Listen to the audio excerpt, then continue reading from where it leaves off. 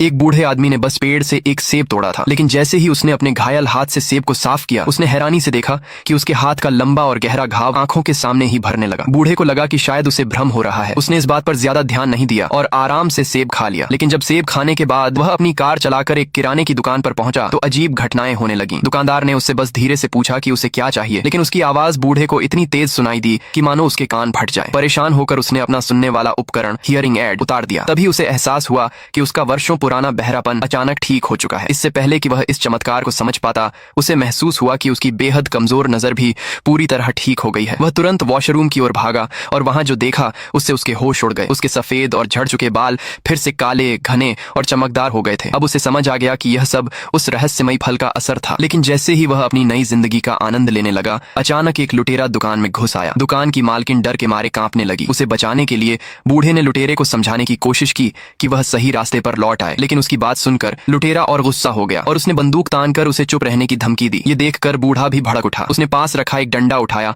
और पूरी ताकत से लुटेरे के सिर पर दे मारा। लुटेरा जवाबी हमला करने ही वाला था कि बूढ़ा बिजली की गति से उसके पास पहुंचा और उसका हाथ जकड़ लिया। लुटेरे ने पूरी ताकत लगाई, लेकिन उसकी पकड़ से छूट नहीं पाया। इसके बाद बूढ़े ने एक जोरदार मुक्का मारा और लुटेरा जमीन पर गिर पड़ा। अब उसे यकीन हो गया कि उस रहस्यमयी फल ने उसके शरीर को असाधारण शक्ति दे दी है। उस दिन के बाद उसने रोज उस विशेष फल को खाना शुरू कर दिया। धीरे धीरे उसकी ताकत, ऊर्जा और फुर्ती कई गुना बढ़ गई। वह हर दिन क्लबों और पार्टियों में जाने लगा। नाचना, गाना, मौज मस्ती करना और घंटों तक जागना उसके लिए बिल्कुल आसान हो गया। वह थकान नाम की चीज भूल चुका था। अपनी नई जवानी का आनंद लेते हुए वह लगातार उन फलों का सेवन करता रहा, लेकिन उसे बिल्कुल अंदाजा नहीं था कि उसकी यह रंगीन जिंदगी भविष्य की एक बड़ी त्रासदी की नींव बन रही है। एक दिन वह फिर से एक बार में मौज मस्ती कर रहा था। तभी एक खूबसूरत युवा लड़की उसके पास आई और उससे बातचीत करने लगी। वह हैरान थी कि 80 साल से ज्यादा उम्र का यह आदमी इतना जवान और ताकतवर कैसे दिख रहा है। बूढ़ा गर्व से अपना राज बताने ही वाला था कि अचानक उसका शरीर बुरी तरह कांपने लगा। सिर्फ 2-3 सेकंड के भीतर उसका पूरा शरीर फिर से बूढ़ा और कमजोर हो गया। यह देखकर वह बुरी तरह घबरा गया। वह दर्द से कराहता हुआ वॉशरूम में पहुंचा और आईने के सामने खड़ा हो गया। आईने में अपनी झुर्रियों से भरी बूढ़ी सूरत देखकर